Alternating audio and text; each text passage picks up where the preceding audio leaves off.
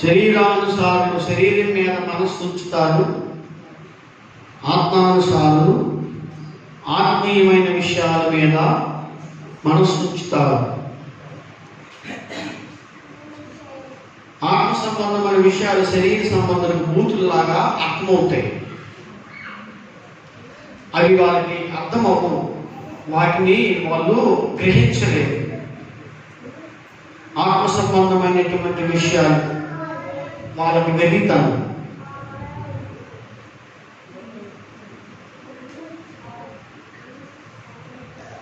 Bible అంతా ఆత్మ సంబంధమైనదే కానీ శరీర సంబంధమైనది కాదు. అది మనం తెలుసుకోవలసినటువంటి ప్రాముఖ్యమైన విషయం.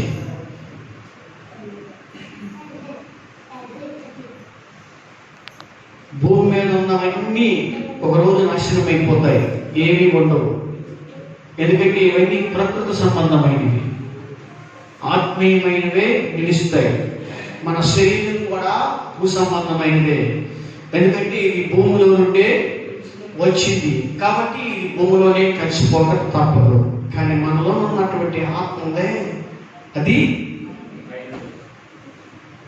భూ సంబంధమైనది కాదు, అది పైనుండి వచ్చింది. ఆమేన్. హల్లెలూయా. దేవునికి స్తోత్రం. హల్లెలూయా. దాన్ని రక్షించుకోవలసినటువంటి బాధ్యత ఈరోజు మన మీద ఉంది. అది గ్రహించాల్సిన ప్రాముఖ్యమైన విషయం. మనలో ఉన్నటువంటి ఆత్మ రక్షించబడాలి. మనలో ఉన్నటువంటి ఆత్మ రేపు దేవుని దగ్గరికి వెళ్ళాలి. రేపు మనం దేవుని దగ్గరికి వెళ్ళాలంటే పరిశుద్ధాత్మ అభిషేకం అనేది పొందాలి, ఆత్మతో నింపబడాలి. ఎందుకంటే పరిశుద్ధాత్మ మనలో ఉన్నటువంటి ఆత్మను శుద్ధీకరించి మనలో ఉన్నటువంటి ఆత్మను పవిత్రపరిచి రేపు ఆ పరలోకానికి అది వెళ్ళేటట్లుగా ఈ పరిశుద్ధాత్ముడు మనల్ని సిద్ధపరుస్తాడు. ఆమేన్. అందుచేత దేవుని బిడ్డలందరూ పరిశుద్ధాత్మను పొందాలి.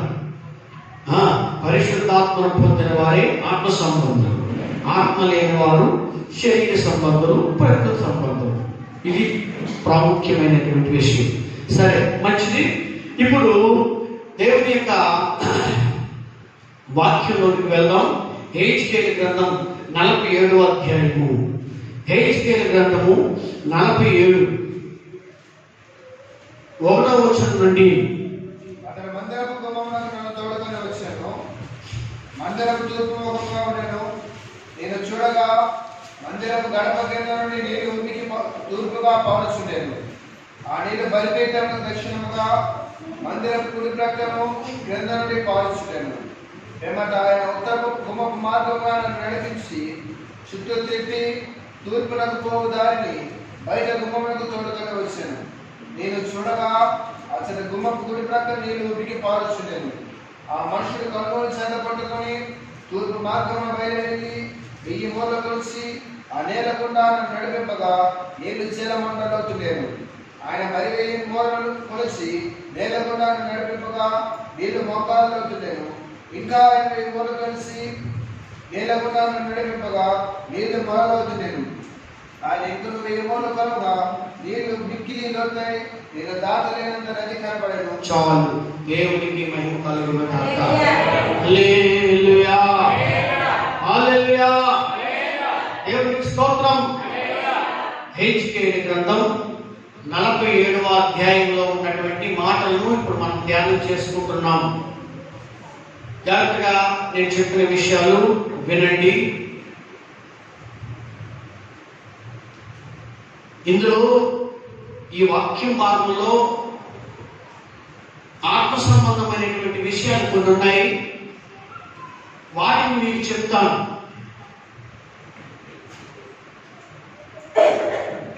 ఇక్కడ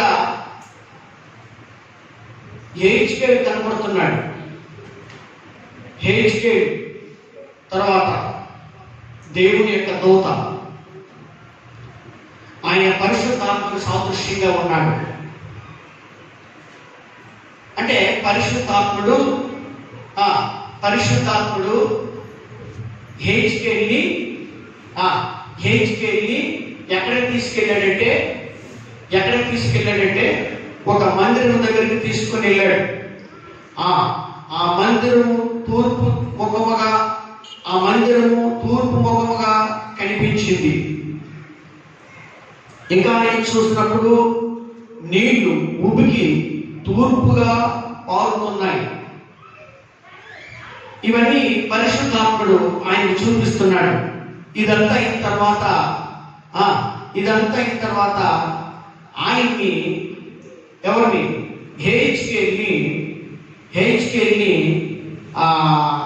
చూడండి 2వ వచనంలో అంటున్నాడు, ఆ హెచ్కేల్ని చుట్టూ తిప్పి తూర్పునకు పోవు దారిని బయట కొమ్మునకు తోడుకొని వచ్చాడు.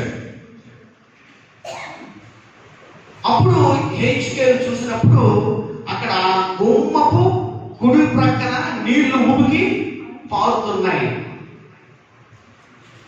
అప్పుడు ఆ మనుష్యుడు ఒక కొలచును చేత పట్టుకుని, అంటే దేవదూత, ఈయన పరిశుద్ధాత్మకి సాదృశ్యంగా ఉన్నాడు. ఆయన ఏం చేశాడంటే కొలచూలు చేత పట్టుకుని తూర్పు మార్గమున బయలువెళ్ళి 1000 మూరలు కొలిచి ఆ నీళ్ల గుండా నడిపింపగా నీళ్లు చీల మండలంలో కనపడ్డాయి. గమనించండి, ఆయన ఏం చేశాడంట ఆ దూత ఏం చేశాడంట, కొలనూలు పట్టుకొని 1000 మూరలు కొలిచి అందులో నడిపిస్తే అప్పుడు ఆ నీళ్ళంట ఎంత లోతుల్లో కనపడ్డాయి, చీల మండలం మునిగినంత లోతు కనపడ్డాయి. ఫస్ట్ 1000 మూరలు కొలిచాడు. 1000 మూరలు కొలిచి నడిపించినప్పుడు ఆ నీళ్లు చెప్పండి చీల మండలం లోతు కనపడ్డాయి. మళ్ళా 1000 మూరలు కొలిచి నడిపించినప్పుడు అది మోకాలు లోతు అయినాయి. మళ్ళా 1000 మూరలు కొలిసి నడిపించినప్పుడు మొల లోతు అయినాయి. మళ్ళా 1000 మూరలు కొలిసి నడిపించినప్పుడు ఒక పెద్ద నది అయిపోయింది. ఈదలేనంత పెద్ద నది అక్కడ కనబడింది. హల్లెలూయా, దేవునికి స్తోత్రం. హల్లెలూయా. జాగ్రత్తగా ఉండండి. ఇప్పుడు ఇక్కడ 8,000 కనబడుతున్నాయి మనకి. ఈ అధ్యాయంలో 4,000 కనబడుతున్నాయి. 8,000 4,000 ఇక్కడ కనబడుతున్నాయి. 4,000 మూరలు.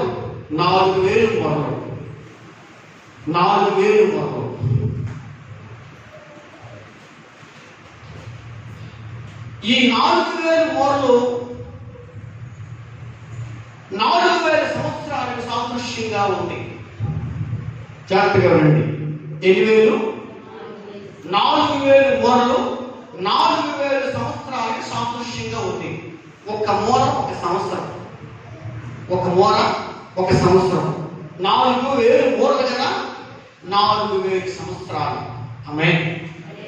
ఈ 4,000 సంవత్సరాలు 4 భాగాలు చేస్తే,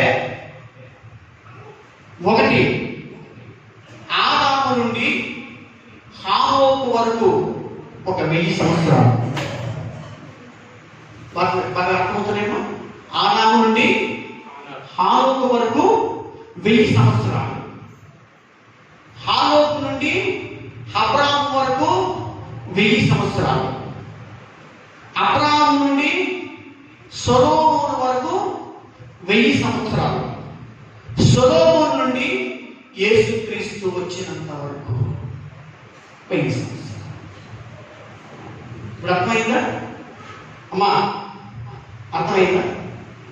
4,000 సంవత్సరాలు అక్కడికి పూర్తయింది కదా. అయితే ఇప్పుడు ఇక్కడ 4 విషయాలు ఇందులో మనకు కనబడుతున్నాయి. ఒకటి ఏంటంట చీల మండలం, రెండోది ఏంటంట మోకాళ్ళు, మూడోది ఏంటంట మొల లోతు, నాలుగోది ఏంటి ఒక మహానది. ఆమేన్.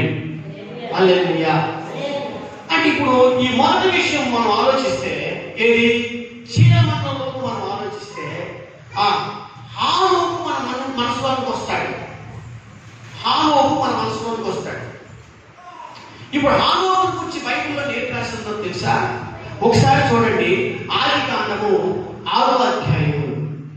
ఆది కాండము 5 అనుకుంటున్నాను. ఆది కాండము 5వ అధ్యాయం 24వ వచనం. హానోకు 23వ వచనం. హానోకు దినములన్నీ 365 ఏండ్లు. హానోకు దేవునితో నడిచిన తర్వాత తీసుకొని పోయెను. హల్లెలూయా. చూడండి, హానోకు దినములన్నీ 365 ఏండ్లు. హానోకు దేవునితో నడిచిన తర్వాత దేవుడు అతన్ని తీసుకొని పోయెను. హల్లెలూయా. ఇంకా ముందుకు వెళ్తే 21వ వచనం చదివితే, హానోకు 65 ఏండ్లు బ్రతికి మెతూషెలను కనెను. హానోకు మెతూషెలను కనిన తర్వాత 300 ఏండ్లు దేవునితో నడుచుచు కుమారులను కుమార్తెలను కనెను. హానోకు దినములన్నీ 365 ఏండ్లు. అమ్మా, ఇప్పుడు జాగ్రత్తగా రండి. హానోకు ఎన్ని సంవత్సరాలు బతికాడట? 365 ఏండ్లు. హానోకు దేవుడితో నడిచిన తర్వాత దేవుడు అతన్ని తీసుకొని వెళ్ళిపోయాను. అంటే హానోకు ఆ దినాల్లో దేవుడితో నడిచిన చీలమంటం అనేది పాదాలకి గుర్తు, కాలుకి గుర్తు. మరి కదా హానోకు ఏం చేశాడట? 365 సంవత్సరాలు చెప్పండి దేవుడితో నడిచాడు. హల్లెలూయా. దేవుడికి మహిమ కలుగును గాక. దేవుడితో నడిచిన తర్వాత అదంతా సంపూర్ణమైన తర్వాత దేవుడు అతన్ని తీసుకొని వెళ్ళిపోయాడు. దేవుడు అతను తీసుకొని వెళ్ళిపోయాడు. ఈ చీలమండలం లోతు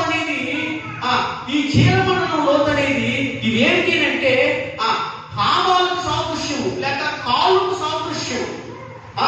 అంటే అక్కడ హానోకు 365 సంవత్సరాలు దేవుడితో వెళ్ళాడు, దేవుడితో నడిచాడు. పైగా అప్పుడు ఉన్నటువంటి ఆ కాలం చాలా భయంకరమైనటువంటి కాలం. ఎందుకంటే హానోకు తర్వాతే కదా నోహు కాలం వస్తుంది. హానోకు తర్వాత కదా నోహు కాలం వస్తుంది. అంటే అప్పుడు ఆ కాలం ఎలాంటిది? భయంకరమైనటువంటి కాలం. దుర్మార్గులు చాలా దుర్మార్గంగా ప్రవర్తిస్తుండేవారు. వాయువర్షం లేకుండా ప్రవర్తిస్తుండేవారు. దేవుని భయం అనేది బొత్తిగా లేదు. ప్రపంచమంతా చెడిపోయింది. అటువంటి భయంకరమైనటువంటి కాలం అది. అలాంటి కాలంలో కూడా హానోకు చెప్పండి హల్లెలూయా. దేవునికి స్తోత్రం. అటువంటి భయంకరమైనటువంటి దుర్దినాల్లో కూడా దేవుడితో నడిచాడు. ఎంతవరకు నడిచాడు? తన ప్రాణం ఉన్నంత వరకు. అది సంగతి. ఎంతవరకు నడిచాడంటే ప్రాణం ఉన్నంత వరకు నడిచాడు. అలా ఆఖరి వరకు నడిచినందున దేవుడు ఆయన్ని తీసుకుని వెళ్ళిపోయాడు. హల్లెలూయా. దేవునికి స్తోత్రం. హల్లెలూయా. చెప్తానండి, ఇప్పుడు ఈనాడు క్రీస్తు రక్తము చేత విమోచించబడినటువంటి మనం దేవుడితో నడుస్తున్నామా? అప్పుడున్నటువంటి ఆ కాలం అలాంటిదో ఇప్పుడున్నటువంటి ఈ కాలం కూడా అలాంటిదే.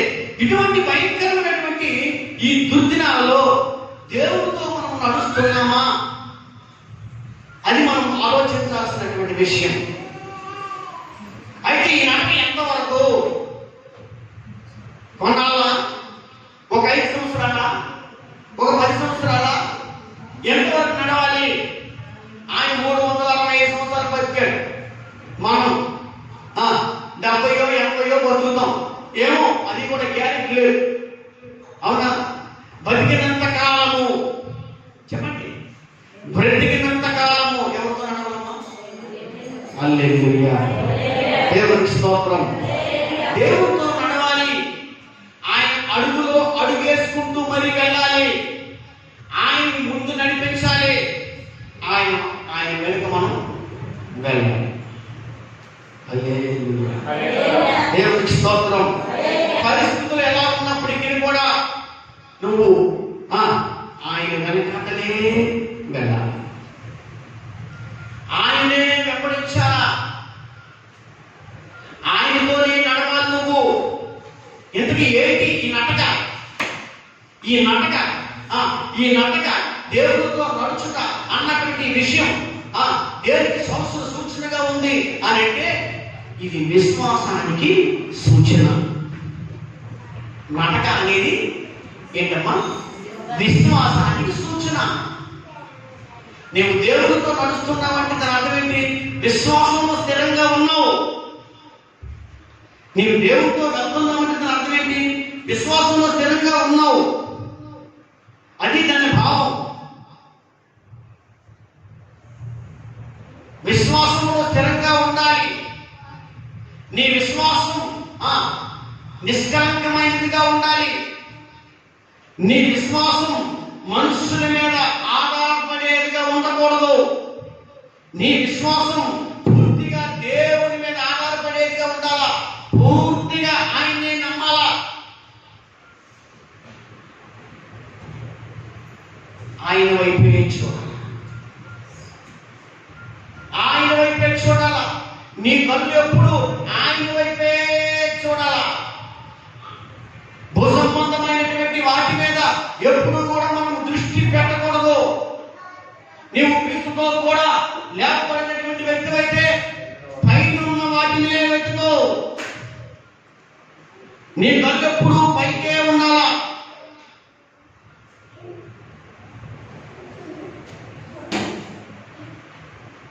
హనోకు బ్రతికినంత కాలము దేవుని వైపే చూశాడు. ఆయన ముందు నిలబెట్టి ఆయన ముందు నడిపించాడు. ఆయన వెనకాతలే ఈయన వెళ్ళాడు.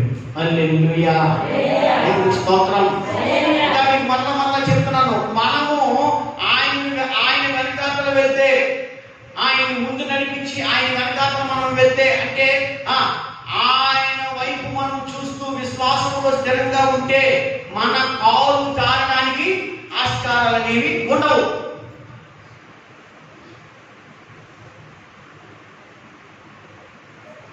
ఒకవేళ నువ్వు ఆయన వైపు ఆయన వెనకాతలు వెళ్ళడం మాని లోకాన్ని వెంబడిస్తే, నువ్వు ఆయన వెనకాతలు వెళ్ళడం మానేసి లోకం వెనకాతలు వెళ్తే నువ్వు మునిగిపోతావు. హల్లెలూయా, నువ్వు పడిపోతావు. నువ్వెంత వరకు నిలవలేవు, నువ్వు నిలబడలేవు. ఎట్టి పరిస్థితుల్లో కూడా లోకమును మనము వెంబడించకూడదు, లోకముతో నడవకూడదు. అది నువ్వు గమనించాల్సినటువంటి ప్రాముఖ్యమైన విషయం. నువ్వు వెళ్ళాల్సింది ఆయనతోనే, నువ్వు నడవాల్సింది ఆయనతోనే. ఆయన వెనకలే వెళ్ళాలి. అలా నువ్వు జాగ్రత్తగా నడిస్తే, ఆఖరి వరకు అలా నడిస్తే ఖచ్చితంగా రేపు నిన్ను కూడా ఆయన తీసుకెళ్తాడు. హల్లెలూయా. హనోకుని తీసుకెళ్ళాడు కదా, హనోకుని తీసుకెళ్ళినట్లుగానే రేపు మనల్ని కూడా ఆయన తన దగ్గరికి తీసుకెళ్తాడు. ఆమేన్, హల్లెలూయా. ఇశ్రాయేలీయుల గురించి ఆలోచిద్దాం. ఇశ్రాయేలీయులతో దేవుడు ఏమన్నాడో తెలుసా?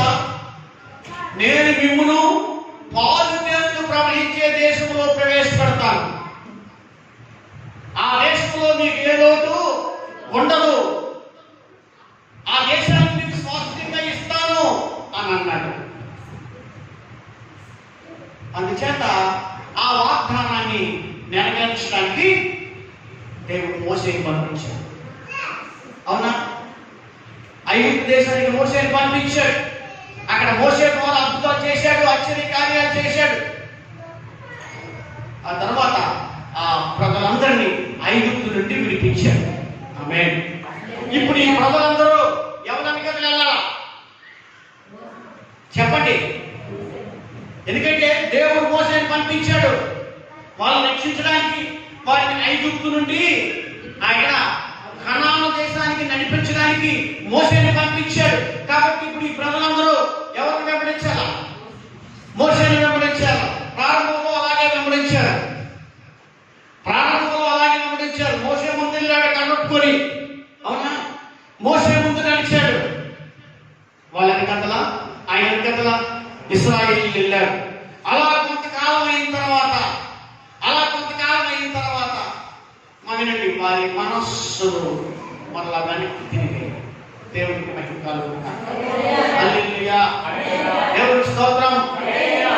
ఎందుకంటే అరణ్య ప్రయాణంలో కొన్ని కష్టాలు, కొన్ని బాధలు, కొన్ని సమస్యలు వారికి ఎదురయ్యాయి. వాటిని తట్టుకోలేక తిరిగి మరలా వాళ్ళు వెనక్కి వెళ్ళిపోవాలని ప్లాన్ చేశారు. అంటే ఏంటి దాని అర్థం ఏంటి? అంతవరకు నడిచి అక్కడ ఆగారు. ఆగడమే వాళ్ళు తిరిగి వెనక్కి వెళ్ళిపోవాలని ప్రయత్నించారు.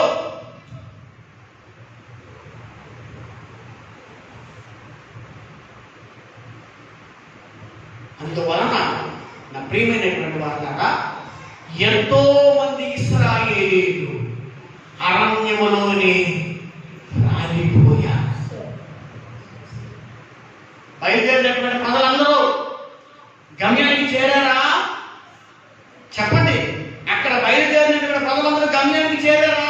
చేరలేకపోయారు. ఎందుకో తెలుసా? మధ్యలోనే వారు అవిశ్వాసం చోటు చేసుకుంది. అంతవరకు వాళ్ళకి దేవుడి మీద ఉన్న విశ్వాసం, మోసే మీద ఉన్నటువంటి విశ్వాసము పోయింది. వారి విశ్వాసం నుండి జారిపోయారు. అంటే దాని అర్థం ఏంటంటే ఇక మోసేని వెంబడించడం మానేశారు, మోసేతో నడవడం మానేశారు, దేవుడితో నడవడం మానేశారు. అందువలనే దేవుడు వారిని అక్కడే నాశనం చేశాడు.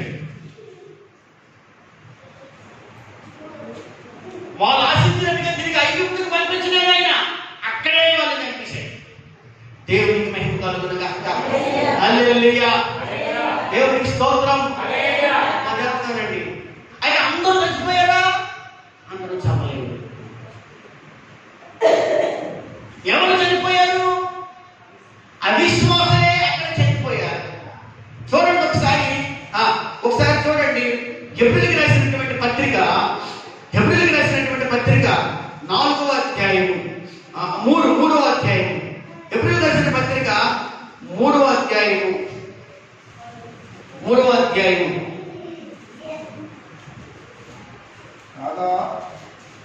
మన విశ్రాంతిలో 3:16 విని కోపం పుట్టించిన వారెవరు? మోషే చేత నడిపింపబడి. చూడండి అమ్మ, అందరూ అంటే ఎవరి చేత నడిపింపబడ్డారు? ఎవరి చేత? మోషే చేత నడిపింపబడ్డారు. మోషే చేత నడిపింపబడి ఐగుప్తులను బయలుదేరి వచ్చిన వారందరే కదా. ఎవరి మీద 40 ఏళ్ళు ఆయన కోపగించాడు? పాపము చేసిన వారి మీదే కదా. వారి శవములు అరణ్యములో రాలిపోయెను. చూడండి, మోషే చేత నడిపింపబడినటువంటి వారి మీదకి దేవుని కోపం వచ్చింది. 40 ఏళ్ళు ఆయన వాళ్ళ మీద కోపగించుకున్నాడు. ఎందుకు వారు అలా అయిపోయారు? ఎందుకు దేవుని కోపం వాళ్ళ మీదకి వచ్చింది? వారి శవములు అరణ్యములో ఎందుకు రాలిపోయినాయి? కారణం ఏంటి? 19వ వచనం. కాగా అవిశ్వాసము చేతనే వారు ప్రవేశించలేకపోయేది. దేవునికి మహిమ కలుగును గాక. అంటే అక్కడ వారు ఏం చోటు చేసుకుంటేనంటే అవిశ్వాసం. అంతవరకు వాళ్ళకున్న విశ్వాసం పోయింది. నీ విశ్వాసం అనేది ఎప్పుడైతే దెబ్బతింటదో, అంటే నీ విశ్వాసం ఎప్పుడైతే పాడవుతుందో, అక్కడ నుండి నీవు ఆయనతో నడవడం మానేస్తున్నావు అని దాని అర్థం. అంట అవునా కాదు చెప్పండి. నీ విశ్వాసం ఎప్పుడైతే దెబ్బతింటదో ఆ రోజు నుంచి నువ్వు దేవుడితో నడవడం మానేస్తున్నావు.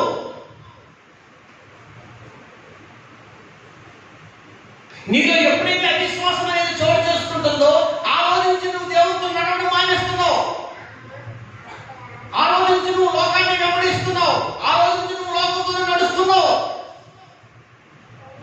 నా ప్రియమైనటువంటి వాళ్ళ జాగ్రత్తగానండి. నీవు దేవుడితో నడుస్తూ మళ్ళా మనసు మార్చుకొని నువ్వు లోకాన్ని వెంబడిస్తే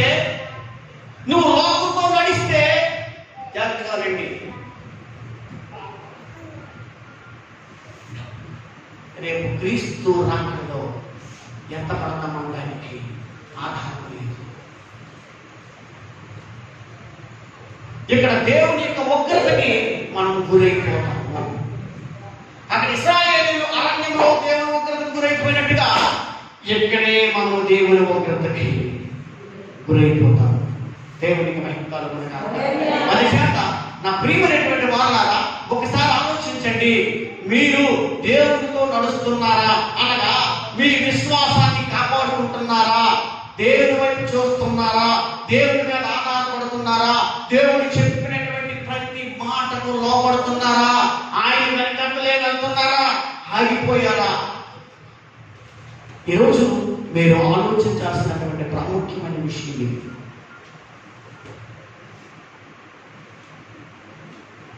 నేను దేవునితోనే నడుస్తున్నాను అని నువ్వు అనుకొని ఆయన మీద విశ్వాసం లేకుండా బ్రతికితే నువ్వు ఆయనతో నడిచినట్టు కాదు. నేను దేవునితోనే ఉన్నాను అని చెప్పి అనుకొని నువ్వు ఆయన మీద విశ్వాసం ఉంచడం మానిస్తే ఆయనతో నడిచినట్టు కాదు.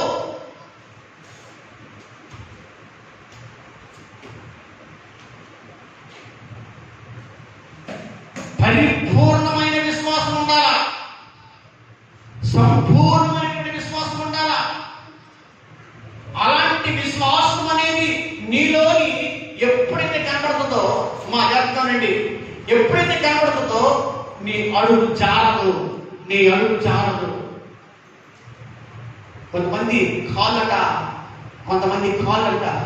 పాపము చేయడానికి పరుగులెడుతున్నాయి. యెషయా గ్రంథం 59వ అధ్యాయంలో రాయబడింది. మరి కొంతమంది కాళ్ళు పాపము చేయడానికి పరుగులెడుతున్నాయని రాసి చూస్తారా సార్? ఆ మాట ఒకసారి చూస్తారా? చూడండి. యెషయా గ్రంథము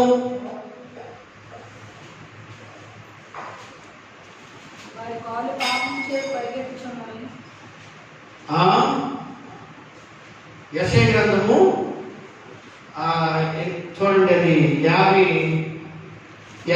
59:7 వారి కాళ్ళు పాపము చేయి పరిగెత్తుచున్నవి, నిరపరాధులను చంపుటకు త్వరపడును.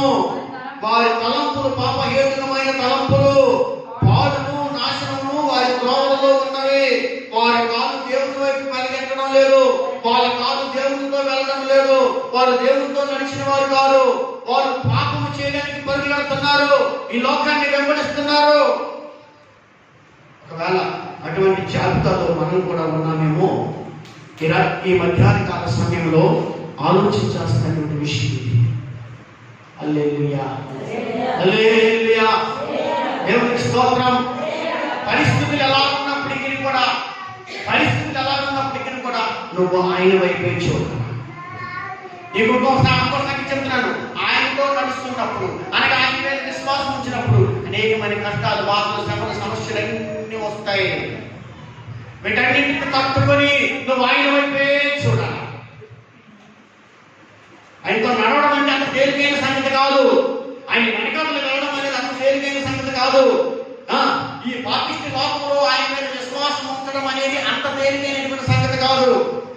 అందుకు తగినటువంటి పరీక్షలు మనకు ఎదురవుతాయి. వాటన్నింటిని తట్టుకొని నిలబడాలి. ఎంతవరకు నిలబడాలి? మన ప్రాణం ఉన్నంత వరకు, అంతమ వరకు సహించిన వాడెవడు, అంతవరకు ఎవడైతే సహిస్తాడో వాడే రక్షించబడతాడు. చేత ఒకసారి మీరు ఆలోచించండి. ఈ కడవరి దినాలలో మీరు దేవునితో నడుస్తున్నారా, సైతాన్తో నడుస్తున్నారా? అది ఆలోచించాల్సిన విషయం. మీ కాళ్ళు దేవుని వెనకాల వెళ్తున్నాయా, పాపం చేయడానికి పరుగులెడుతున్నాయా? అది మీరు ఆలోచించాల్సినటువంటి ప్రాముఖ్యమైన విషయం. హల్లెలూయా, దేవుని స్తోత్రం. దేవుని వెనకాల వెళ్తే మాకేం దొరుకుతుంది? దేవుని వెనకాల వెళ్తే భూమి మీద ఉన్నవన్నీ మనకు దొరుకుతాయి. దేవుని వెంబడిస్తే ఆఖరి వరకు నువ్వు ఆయన వెనకాల వెళ్తే భూమి మీద ఉన్నవన్నీ నీకు దొరుకుతాయి. ఎందుకంటే బైబిల్లో అలా రాసి ఉంది. సింహం పిల్లలు లేని గలవై ఆకలి ఉంటాయి, ఉంటాయి కానీ ఆయన ఆశ్రయించిన వారికి ఏ మేలు పొదువై ఉండదు. అంతేకాదు భూమి మీద ఉన్నటువంటి మనుషులందరికంటే ఆయన మంచి పేరు, గొప్ప ఖ్యాతిని ఇస్తానని వాగ్దానం చేశాడు. ఎన్నో వాగ్దానాలు ఉన్నాయి. నన్ను ప్రేమించిన వారిని నేను అస్థికర్తలుగా చేస్తాను అని అన్నాడు. ఏమండి, ఈ వాగ్దానాలన్నీ ఎప్పుడు నెరవేరుతాయి? ఆయన వెనకాల వెళ్తుంటేనే,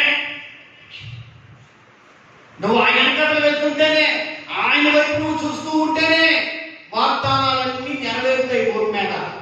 తర్వాత పరలోకంలో మనం ప్రవేశిస్తాం. హల్లెలూయా, దేవునికి మహిమ కలుగును గాక. ఆ కాలంలో హానోకు శరీరముతోనే ఎత్తబడ్డాడు. ఇప్పుడు మనం శరీరాలతో ఎత్తబడతామని లేదు బైబిల్లోని. మనం అంతవరకు నిలబడితే, అంతవరకు ఆయన వెనకతలు వెళ్తే మహిమ శరీరంతో ఆయన దగ్గరికి వెళ్తాం. మహిమ శరీరంతో ఆయన మనం ఎదుర్కొంటాం. ఈ భూమి మీద మనం కొద్ది రోజులు బ్రతుకుతాం, దేవుడితో యుగాలు బ్రతుకుతాం.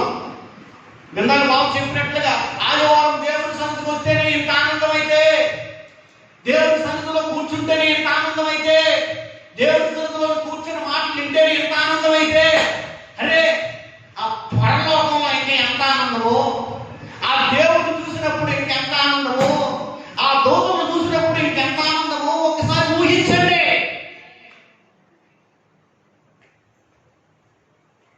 ఇక్కడ మనం అనుభవిస్తున్నటువంటి ఆనందం ఏదో కొంచెం తాత్కాలికమైంది, కానీ అక్కడ మనం అనుభవించినటువంటి ఆనందం వాటిది కాదు.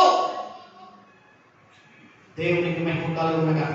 ఆ సంపూర్ణమైనటువంటి ఆ ఆనందాన్ని అనుభవించడానికి ఎంతో మంది భక్తులు ఎన్ని కష్టాలు వచ్చినా, ఎన్ని శ్రమలు వచ్చినప్పటికీ కూడా వాటన్నింటిని తప్పుకొని దేవునితో నడిచారు.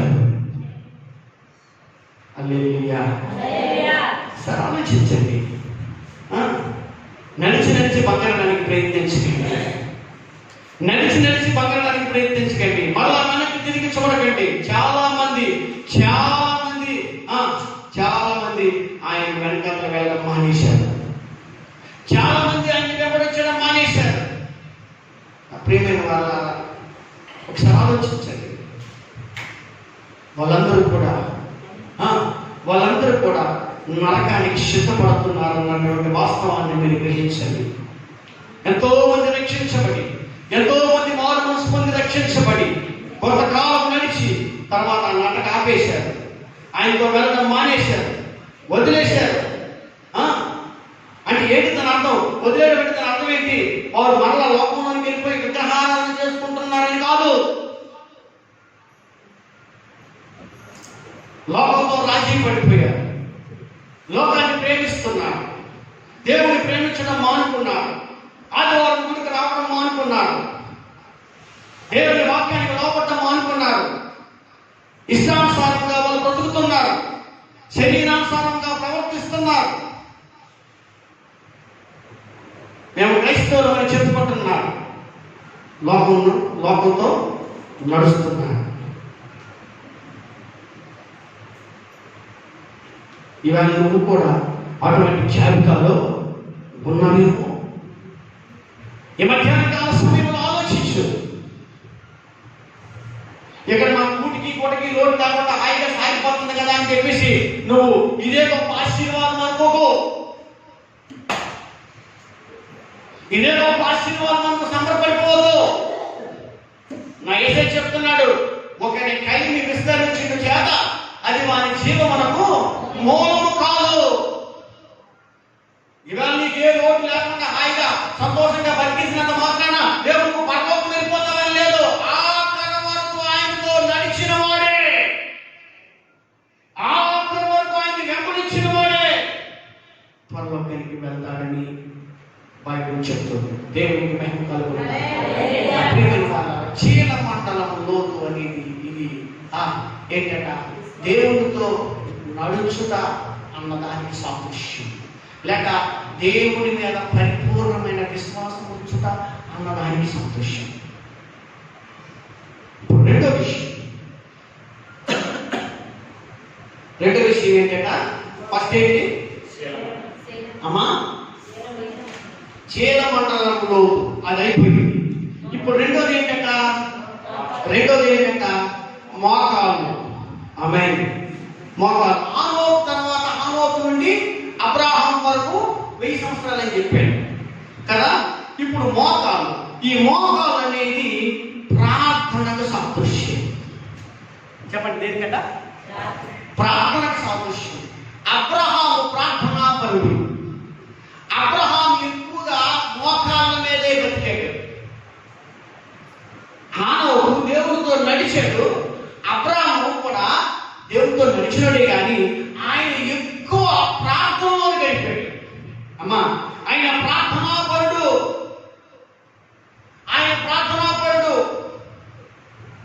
సొదొమ గొమొర్రాలు నాశనం అయిపోతాయి అన్నటువంటి విషయం తెలుసుకొని ఆయన దేవుడికి ఎంతగానో ప్రార్థన చేస్తాడు. ఎందుకో తెలుసా? కారణం ఏంటో తెలుసా? అక్కడ లోతు కుటుంబం ఉంది. ఆ కుటుంబాన్ని రక్షించాలన్నటువంటి ఉద్దేశంతో, ఆ కుటుంబం మీదకి ఆపద రాకూడదన్నటువంటి ఉద్దేశంతో అబ్రహాం ఆ కుటుంబం కొరకు ప్రార్థన చేస్తాడు. ఇంకా ఆయన ఎక్కడికి వెళ్ళి అసలు అక్కడ మనం చూస్తాం, ఆయన ఎక్కడికి వెళ్ళి అక్కడ ఒక బలిపీఠం కట్టినట్టుగా, అక్కడ దేవుడితో గడిపినట్టుగా, అక్కడ ఆయన ప్రార్థన చేసినట్లుగా, ఇలా ఈ విధంగా ఈ విషయాలన్నీ కూడా మనం బైబిల్ గ్రంథంలో చూస్తాం. ఆయన ప్రార్థనాపరుడు. అమ్మ జాగ్రత్తగానండి. ఇవాళ నీకు దేవుని మీద ఒక విశ్వాసం ఉంటే సరిపోదు. దేవుడితో విశ్వాసం అంటే దేవుడితో నడుచుట, అది మంచిది. తర్వాత నీకు ఉండాల్సింది ఏంటి? ప్రార్థనానుభవం. ఏముండాలమ్మా? ప్రార్థనానుభవం ఉండాలా. ప్రార్థనానుభవం ఉండాలా. ఒకసారి ఆలోచించు, నువ్వు ఎంతసేపు ప్రార్థన చేస్తున్నావు? ఎప్పుడు ప్రార్థన చేస్తున్నావు? ఎన్ని గంటలు ప్రార్థన చేస్తున్నావు? ఒకసారి ఆలోచించు. నిద్రపోతున్నట్టున్నారు మీరు నిజంగా ప్రార్థన చేస్తున్నారా? ఒకసారి ఆలోచించండి. మోకాళ్ళ అనుభవం మీకుందా? మోకరించి దేవుడి పాదాలను పట్టుకొని ప్రార్థన చేస్తున్నారా? కనీసం రోజుకి 1 గంట కాలమైనా ప్రార్థన చేస్తున్నారా? ఒకసారి ఆలోచించండి.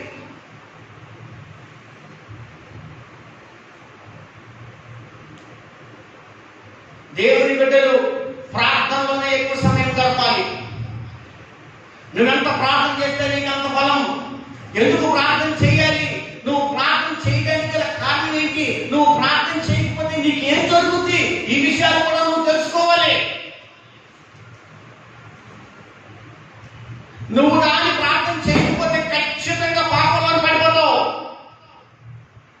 ఇవాళ ఇక్కడికి వచ్చి నువ్వు ఏదో ఆదివారం దేవుడి మందిరానికి వచ్చి ఏదో మంచిగా ఉన్నట్టు భక్తిగా ఉన్నట్టుగా నటించేసినా సరే, నువ్వు కానీ ప్రార్థన చేయకపోతే ఖచ్చితంగా పాపంలో పడతావు. ప్రార్థన చేసినటువంటి వారు పాపంలో పడలేరు.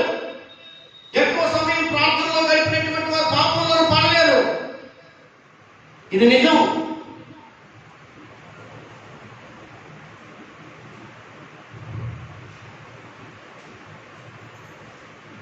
ఒకసారి ఆలోచించండి.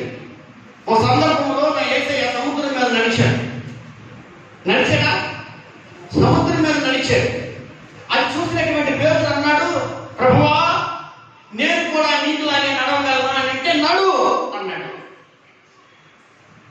రాజీరా అన్నాడు. నడిచాడు. ఆయన కూడా సముద్రం మీద నడిచాడు. ఎవరైనా నమ్ముతారా? నీటి మీద ఎవరైనా నడవగలరంటే? నీటి మీద ఎవరైనా నడవగలరా? ఏసే నీటి మీద నడిచాడు, సముద్రం మీద నడిచాడు.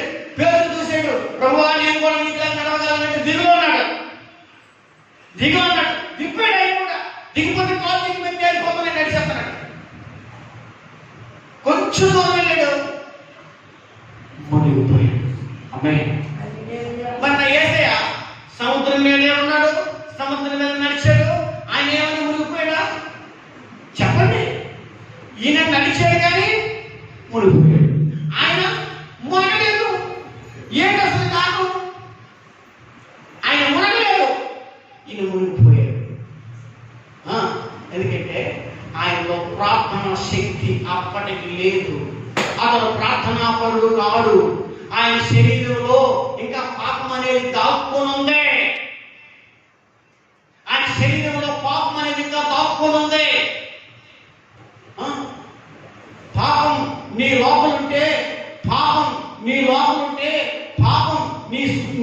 హృదయంలో ఉంటే నువ్వు ప్రార్థన చేయలేవు. ఇవాళ ప్రార్థన చేయండి, ప్రార్థన చేయండి, ప్రార్థన చేయండి అని చెప్పినప్పుడు ఇతను కూడా ఎందుకు ప్రార్థన చేయడం లేదంటే వారిలో పాపం ఉంది. వారిలో పాపం ఉంది. ఆ పాపం నీ చేత ప్రార్థన చేయించదు. నీకు కొత్తగా వస్తుంది, నీకు నిద్ర వస్తుంది, నీ శరీరం సహకరించదు. ఎందుకంటే నీలో పాపం ఉంది. పేదలో నీకు పాపం ఉంది. 2 అడుగులు వేసాడు మరి ఏసయ్య చెప్పండి, ఏసయ్య పాపం ఉందా? సవాల్ చేశాడు. నాలో పాపం ఉందని మీలో ఎవరైనా రుజువు చేయగలరా అన్నాడు. దేవునికి మహిమ కలుగును గాక. హల్లెలూయా. అంటే పాపం నీ లోపల ఉంటే నువ్వు ప్రార్థన చేయలేవు. నువ్వు ప్రార్థన చేయలేకపోతే నువ్వు సముద్రంలో మునిగిపోతావు. సముద్రము దేనికి సాదృశ్యము? లోకానికి సాదృశ్యం. మా అర్థమవుతున్న విషయం, కొద్ది రోజులు నడుస్తావు కానీ, కొంత దూరం నడుస్తావు కానీ పాపం ఉంది కదా నీ లోపల. పాపాన్ని చోటించావు కదా నువ్వు. వచ్చేట నువ్వు ప్రార్థన చేయవు. ప్రార్థన చేయవు. నువ్వు ప్రార్థన చేయకపోతే ఖచ్చితంగా నీ కాలు నీవు మునిగిపోతావు. ఇది 100% సత్యం. అందుకే నేను ప్రార్థన చేయాలి. ఒకవేళ పాపం ఉంటే అది ఏ రకమైనటువంటి పాపం నువ్వే తెలుసుకొని దాని విషయమే పశ్చాత్తాపం పడి ప్రార్థన చేస్తే ఆ పాపాన్ని దేవుడు నీలో తొలగిస్తాడు. ఆ పాపాన్ని నీలో తొలగిస్తాడు. అక్కడ నుంచి నువ్వు పట్టుదలతో దేవుని సన్నిధిలో మోకరించి ప్రార్థన చేస్తే నువ్వు ఎక్కువ సమయం ప్రార్థనలో వెళ్తే నీ కోసం, నీ కుటుంబం కోసం, నీ ఎరువుల కోసం, నీ గురువుల కోసం, నీ గ్రామం కొరకు, ఇంకా సంఘం కొరకు, వాళ్ళ కొరకు, వీళ్ళ కొరకు సమయం దొరికినప్పుడల్లా నువ్వు ప్రార్థన చేస్తే ఆఖరి వరకు కూడా నువ్వు పరిశుద్ధంగానే ఉండగా దేవుడికి మహిమ కలుగును గాక. ఎందుకంటే ప్రార్థన అనేది మనిషిని పవిత్రపరుస్తుంది. ప్రార్థన అనేది మనిషిని పాపంలో పడకుండా ఆపుతుంది. పాపంలో పడకుండా ఆపి ఆ మనిషిని పవిత్రపరుస్తుంది, పరిశుద్ధపరుస్తుంది. ప్రార్థనలో అంత పవర్ ఉంది. ఒకసారి ఆలోచించండి. మీరు ప్రార్థన చేస్తున్నారా? కనీసం కుటుంబ ప్రార్థన అయినా చేసుకుంటున్నారా? కుటుంబ ప్రార్థన అయినా చేసుకుంటున్నారా? మీ ఇళ్లలో కుటుంబ ఆరాధన జరిపించుకుంటున్నారా? లేదు.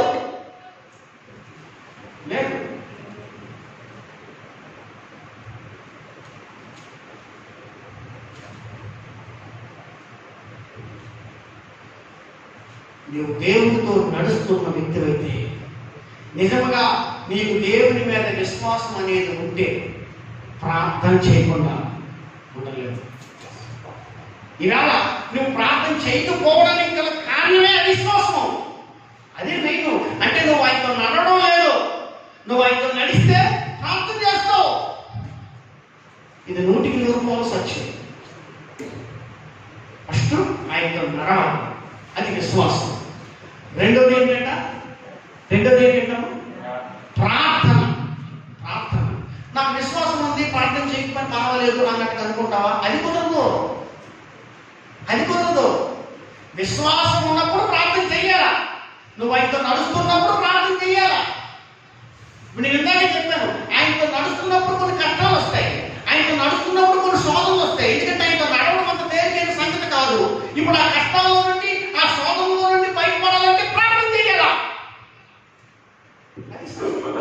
మీకు అర్థమైందా? క్రీస్తు యేసునందు సద్భక్తితో బ్రతుకును ఉద్దేశించేవారు హింస పొందుదురు ఉంది. ఎందుకంటే వాళ్ళందరూ కూడా దేవుడిని వెంబడిస్తున్నారు కాబట్టి వారికి హింసలు వస్తాయి. మరి హింసల నుండి తప్పించేది అది. ఆ కష్టాల నుండి మనం తప్పించేది, మనం వచ్చిన శ్రమల నుండి మనల్ని కాపాడేది. ప్రార్థన చేస్తాం, నేను అయిపోతున్నాను అన్నట్టు అనుకుంటున్నావా?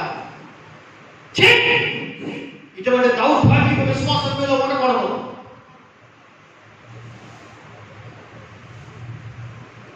ఇటువంటి దిక్కుమాల విశ్వాసం మీద ఉండకూడదు. నీ మట్టుకు నువ్వు ప్రార్థన చేయాలా, నీ మట్టుకు నువ్వు ప్రార్థన చేసుకోవాలా.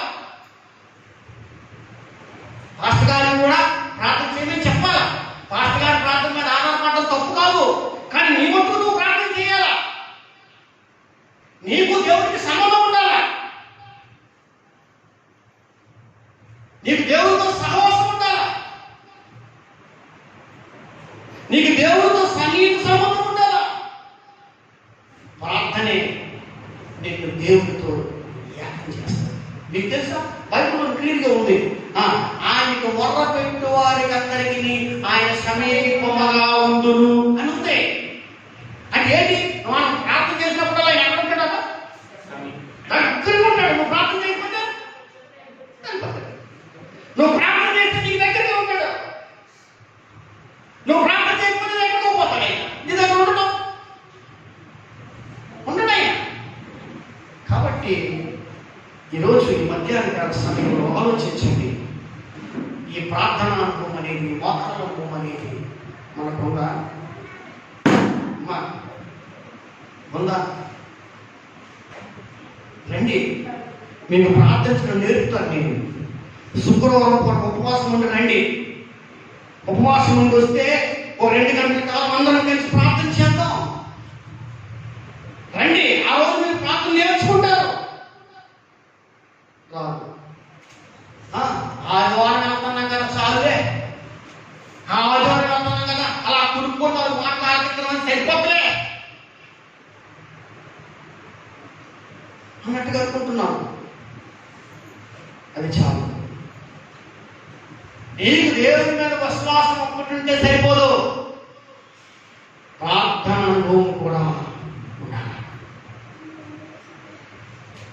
దేవునికి మహిమ కలుగునుగా. విశ్వాస సహితమైన ప్రార్థన ఆ రోగిని స్వస్థపరచును అన్నాడు. అంటే ఏంటి దీని అర్థం ఏంటి? ఇప్పుడు మనం ఎవరికైనా ప్రార్థన చేసాం అనుకోండి, రోజు కొరకు మనం ప్రార్థన చేసాం అనుకోండి, ఇప్పుడు ఆ వ్యక్తి స్వస్థత పొందాలంటే ఇప్పుడు నీలో ఏముండాలా? విశ్వాసం ఉండాలా, ప్రార్థన అనుభవం కూడా ఉండాలా. ఈ 2 నీలో ఉంటే ఆ వ్యక్తి కోసం నువ్వు ప్రార్థన చేస్తే ఖచ్చితంగా ఆ వ్యక్తికి స్వస్థత అవుతుంది. కొంతకి ఇది ఉండదు, కొంతమందికి ఏదో మొదలు విశ్వాసం ఉండదు. పేపర్ మాత్రం ఏదో కొత్తదని మీరు కొత్తదని ఏదో ప్రార్థన చేస్తారు. ప్రయోజనం ఈ 2 ఉండాలా, ఈ 2 అనుభవాలు ఉండాలా. ఆయనతో నడిచే అనుభవము 2 అంటే విశ్వాసము, 2 ప్రార్థన అనుభవం. ఈ 2 మనకి అవసరం. ఒకసారి ఆలోచించు, నువ్వు ఎలా ఉన్నావు? ఎంతకాలం నువ్వు ప్రార్థనలో ఎక్కువ సమయం గడపకపోయినా ఈ రోజు పరిశుద్ధాత్మ దేవుడితో మాట్లాడుతున్నాడు కాబట్టి ఎక్కడ నుండైనా ప్రార్థన చేయడానికి కొంత సమయాన్ని కేటాయించు. అది నీకు మంచిది. లేకపోతే నీ జీవితాన్ని నువ్వే నాశనం చేసుకుని వ్యక్తి హల్లెలూయా. రైతుల నామాన్ని గర్జించిన విషయం దుష్టుడు తిరుగుతున్నాడు బైబిల్లో రాసింది. ఎవరు తిరుగుతాడు? అవి తిరుగుతున్నాడట. అవి తిరుగుతున్నాడు. ఎవరు తిరుగుతాడు చెప్పండి? గర్జించిన సింహంలో తిరుగుతున్నాడు అని రాస్తుంది. అంటే ఎక్కడ తిరుగుతున్నాడు? విశ్వాసం దగ్గర తిరుగుతున్నాడు. విశ్వాసం దగ్గర తిరుగుతున్నాడు. ఆ తిరుగుతున్నప్పుడు, ఆయనను చూస్తున్నప్పుడు నువ్వు ప్రార్థన అనుభవం కలిగి ఉన్నప్పుడు వాడు నిన్ను మృంగలేడు. వాడు నీ దరిదాపుల్లోనికి రాలేడు. నువ్వు ఎప్పుడు అలా పడుకొని నా పనుల్లో బాగుగా అని చెప్పేసి నువ్వు ప్రార్థన చేయడం మానేసి దిక్కుమాలి విశ్వాసంతో నువ్వు ఉంటే, క్రియలేని విశ్వాసంతో నువ్వు బ్రతికితే ఖచ్చితంగా వాడిని నేను వేస్తాను. ఇది బైబిల్ చెప్తుంది, బైబిల్ తెలియజేస్తున్నటువంటి సత్యం. కాబట్టి నా ప్రియమైన వాళ్ళ మోకాళ్ళను అనేది ఖచ్చితంగా మనకు ఉండాలి. ఆమె అమ్మా అర్థమైందా? ఇక మూడో విషయం ఏంటంటే మాలలో వద్దు. ఏంటిది? మాలలో వద్దు. మాల అంటే ఎక్కడ ఉంటుంది? మాల ఎక్కడికి ఉంటుంది? నడుము వరకు ఉంటుంది కదా. నడుము వరకు ఉంటుందా? చెప్పండి అమ్మా. మాలో అంటే ఇక్కడ నడుము వరకు ఉంటుంది కదా. ఈ మాల, ఈ నడుము అనేది ఇది దేనికి సంతృష్టిగా ఉందంటే, ఒకసారి మీరు యోహాను సువార్త 10వ అధ్యాయం 13వ అధ్యాయం చూడండి. యోహాను సువార్త 13వ అధ్యాయము. యోహాను సువార్త 13వ అధ్యాయము. యోహాను సువార్త 13వ అధ్యాయము ఒకసారి చూడండి.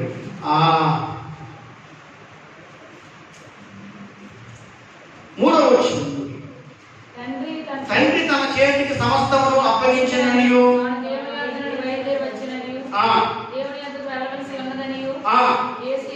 యేసు ఎరిగి భోజన పంక్తిలో నుండి లేచి తన పై వస్త్రం అవతల పెట్టేసి ఒక తువాలు తీసుకొని నడుమునకు కట్టుకున్నాడు. ఏం చేశాడంటే నా యేసయ్య అమ్మ ఏం చేశాడు, ఒక తువ్వాలు తీసి నడుము కట్టుకొని ఏం చేశాడంట, నడుము కట్టుకొని శిష్యులందరికీ పరిచర్య చేశాడు. నడుముకు తువ్వాలు కట్టుకొని శిష్యులందరికీ పరిచర్య చేశాడు. అమ్మ జాగ్రత్తగానండి.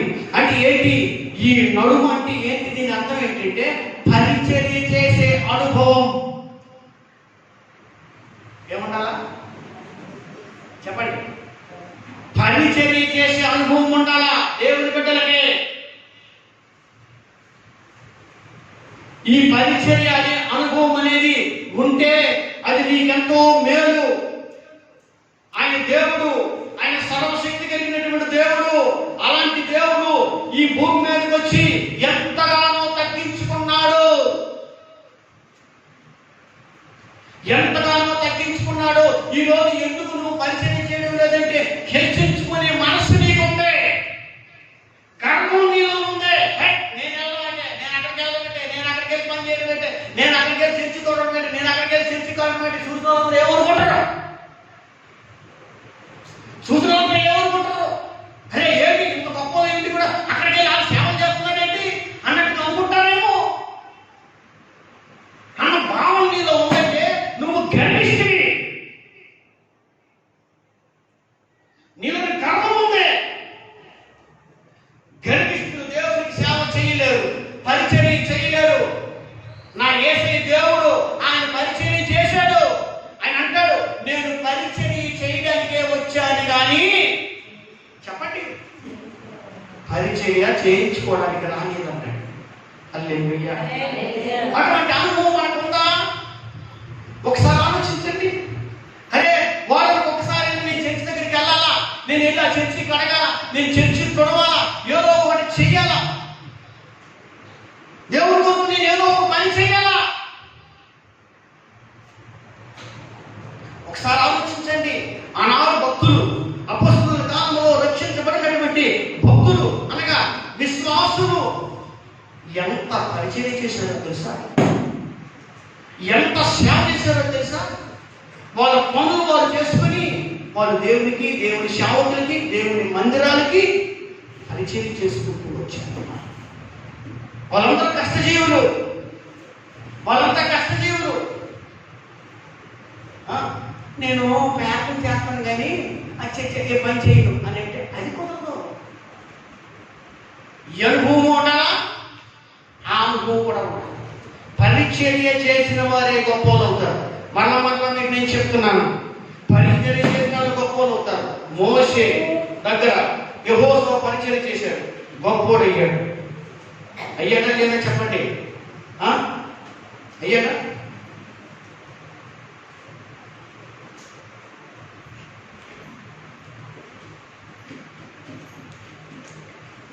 ఏలీ దగ్గర సమూయేలు పరిచయం చేశాడు, గొప్పోడయ్యాడు. ఏలియా దగ్గర ఎలీషా పరిచయం చేశాడు, గొప్పోడయ్యాడు. సౌలు దగ్గర దావీదు పరిచయం చేశాడు, సౌలుని మించిపోయాడు. బైబిల్లో రాసిలేదా? సౌలు దావీదు ఎక్కడ పరిచయం చేశాడు? ఫస్ట్ సౌలు దగ్గర పరిచయం చేశాడు, సౌలుకి సేవ చేశాడు. పరిచయం చేసిన వాళ్ళందరూ గొప్పోలయ్యారు, పరిచయం చేసిన వాళ్ళందరూ గొప్పోలయ్యారు. సేవ, పరిచర్య దేవునికి మహిమ కలుగును గాక. హల్లెలూయా. ఈరోజు ఈ అనుభవం అనేది ఖచ్చితంగా దేవుని బిడ్డలకు ఉండాలి. ఆ అనుభవం ఉన్నటువంటి వారిని దేవుడు అత్యధికముగా ఆశీర్వదిస్తాడండి. ఒకసారి పాస్టర్ గారు చెప్పారు, ఆ సంఘంలో బ్యాంకులో పనిచేసిన వాళ్ళు, బ్యాంకులో ఉద్యోగం చేసిన వాళ్ళు, ఎంఆర్ఓ, ఇంకా కొంతమంది అధికారులు, లోకంలో ఉద్యోగాలు చేసినటువంటి వాళ్ళు కొంతమంది ఉన్నారట. వాళ్ళంట అందరికంటే ముందెళ్ళిపోయి, ఆ అధికారులు వాళ్ళందరూ కూడా అందరికంటే ముందెళ్ళిపోయి చర్చి తుడిచేసి, అది ముగ్గులే మళ్ళా చర్చి తుడిచేసి చర్చిలో బట్టలు వేసేసి అడ్జస్ట్ చేసేసుకుంటారు. వాళ్ళే పాస్టర్ గారు లాగా ఆశ్చర్యపోతుంటారట. అప్పటికే ఆ పాస్టర్ గారు చెప్తుంటారట, అయ్యా మీరు ఎందుకు చేయాలా, చేసేవాళ్ళు ఉన్నారు కదా అంటే, అబ్బే మాకు ఎప్పుడు ఖాళీ ఉంటుందండి, మేము ఎప్పుడో వస్తుంటాను, ఆదివారం పూటే వస్తాము, ముందు రోజు మేము ఎప్పుడు రాలేం కదా. అందుకని మేము ముందు వచ్చి మేము చేస్తాం. ఈ రోజు ఇంకెవరు అక్కడ సేవ చేయడానికి వీల్లేదు, మేమే చేస్తాం. ఎందుకంటే మాకు ఆశీర్వాదం కావాలి. అంత ఉండి అంత గొప్పలు అయింది, అంత ఎంప్లాయ్స్ అయ్యి కూడా వాళ్ళు పందిరి పరిచయం చేస్తున్నారంటే దేని కోసం? విరులాలు పిచ్చురా, వాళ్ళు గర్వం లేదనడానికి అది సూచన. వాళ్ళు తగ్గించుకునే మనస్సు అనడానికి అది సాదృశ్యం. ఒకసారి ఆలోచించాలి. నీలో ఉందా? నీలో గర్వం ఉందా? నీలో హెచ్చించుకునే మనస్సు ఉందా? నీలో కుల ఫీలింగ్ ఉందా? లేకపోతే ఏ రకమైనటువంటి ఫీలింగ్ ఉందా? అది ఉంటే నీ చేత అది నీ చేత పరిచర్య చెయ్యకపోదు.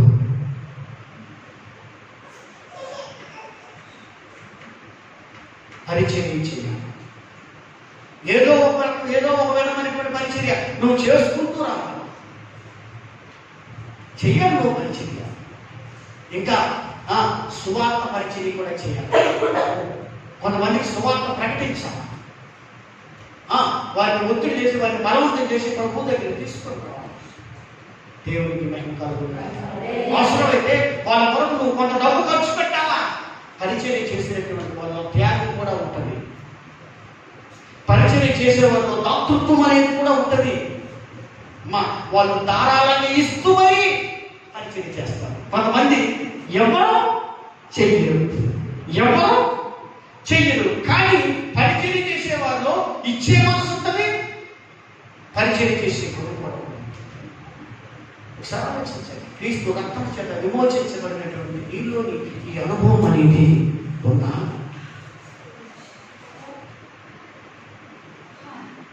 ఇక నాలుగోది ఏంటమ్మా? చూడండి, తర్వాత ఏం కనిపించింది దానికి? దాటలే వాక్యం చదవండి ఒకసారి. వాక్యం చదవండి.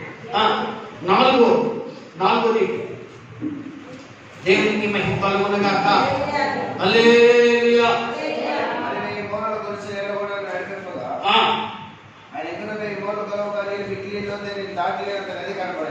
దాటలేనంత మిక్కిలి లోతైనటువంటి దాటలేనంత నది కనబడింది. అమ్మ చేస్తానండి.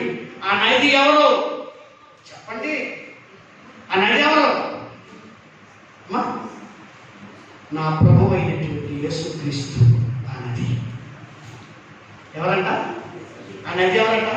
యేసయ్య. పరిశుద్ధాత్మ. నది అంటే యేసయ్య. ఆయన ఒక మహానది. ఆ నదిని గురించి కింద రాయబడింది. ఆ నది ఎక్కడికి వెళ్తే అక్కడే స్వస్థత.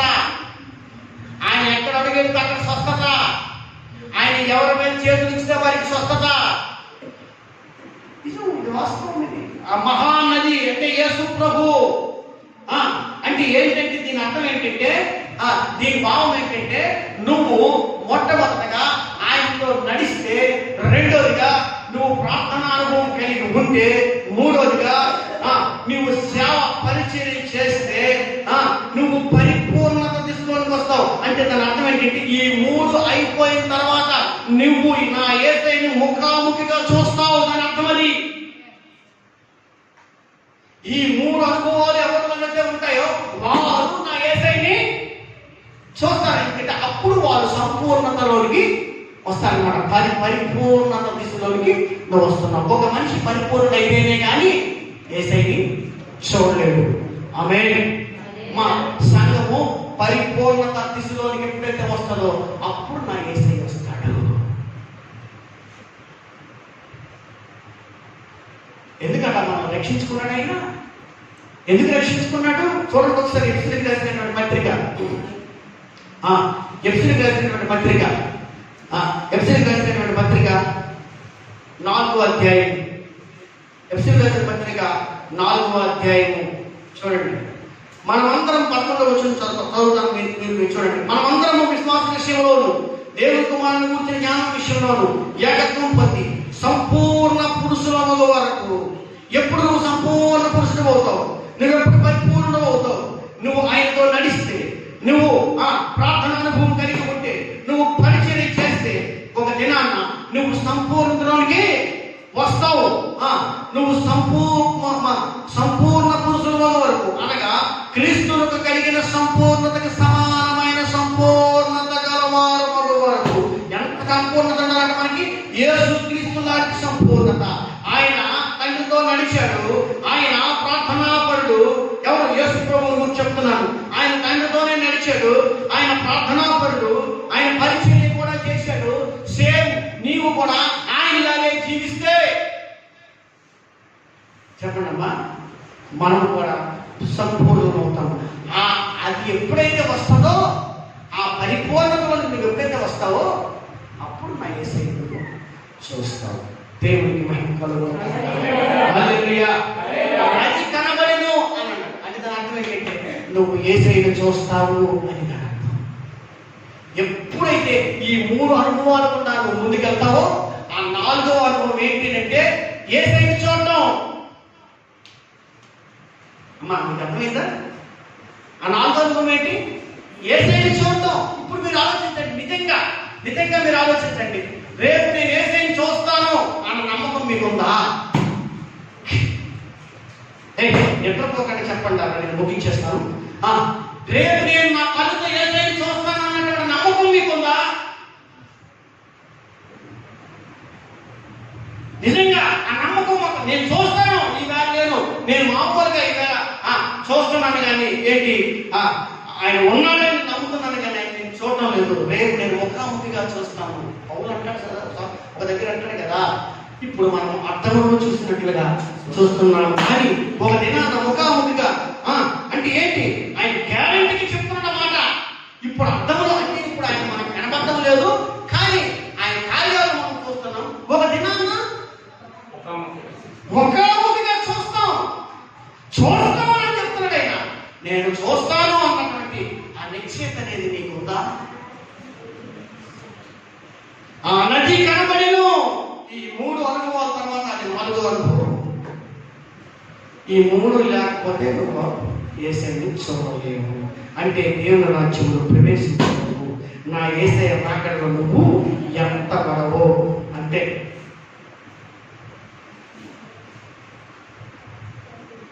ఒకసారి ఆలోచించండి. ఇంత గొప్ప రక్షణ పొంది, ఇంత గొప్ప దేవుణ్ణి నమ్మి, ఇంత గొప్ప రక్షణ పొంది రేపు నువ్వు ఆయన చూడలేకపోతే, నువ్వు ఆయన్ని చూడలేకపోతే, నువ్వు ఆయన రాజ్యంలో ప్రవేశించకపోతే, రేపు ఆయన రాకడలో ఎత్తపడకపోతే అమ్మా నీ జీవితానికి ఏమైనా అర్థం ఉంటుందా? ఒకసారి ఆలోచించు. ఇంత గొప్ప రక్షణ పొంది కూడా రేపు మనం నరకానికి వెళ్ళిపోతే మనకంటే దౌర్భాగ్యులు ఎవరైనా ఉంటారంటారా? అందుచేత నేను మరలా చెప్తున్నాను, అప్రియమైన వారు మీకు ఆయనతో నడిచిన అనుభవం అన్నాడు. ఫస్ట్. రెండోది ప్రార్థన అనుభవం అన్నాడు. మూడోది పరిచర్య చేసే అనుభవం కూడా ఉన్నాడు. అప్పుడు 4వ అనుభవం వెళ్తాం. ఏంటి 4వ అనుభవం ఏంటంటే యేసయ్యను చూడటం లేదు. హెచ్కేఎల్ 47వ అధ్యాయంలో ఉన్నటువంటి లోతైన విషయాలు పరిశుద్ధ ఆత్మదేవుడు మనకు చెప్పినటువంటి వాస్తవాన్ని అర్థం చేసుకోవాలి. చేల మండలం గుండా వెళ్ళాడు. తర్వాత మోకాల్లోతికి వెళ్ళాడు. తర్వాత మనలోతికి వెళ్ళాడు. ఆ 3 అనుభవాలు హెచ్కేఎల్లో కనబడుతున్నాయి. అవి నీలో కూడా నాలో కూడా మనందరిలో కూడా ఉంటేనే కానీ ఆ మహానదికి సాదృశ్యంగా ఉన్నటువంటి ఆ యేసయ్యని చూడలేవు. నువ్వు ఇటువంటి అనుభవాలు కలిగి ఉంటే రేపు ఆయన మధ్యాకాశంలో వచ్చి బోర ఊదిన వెంటనే మహిమ శరీరంతో ఎత్తపడతాం. కాబట్టి ఈ విషయం మన మదిలో మన హృదయంలో తెలుసుకుని మనం ఎక్కడ నుండి అయినా సరే ఆయనకి ప్రీతికరమైన సేవ చేస్తుంది. ఆయన రాకడికి ఎదుర్చు. సర్వశక్తి కలిగిన మిమ్మల్ని ఆశీర్వదించున్నాను. ఆమేన్. కళ్ళు మూసుకోండి. అందరూ కళ్ళు మూసుకోండి.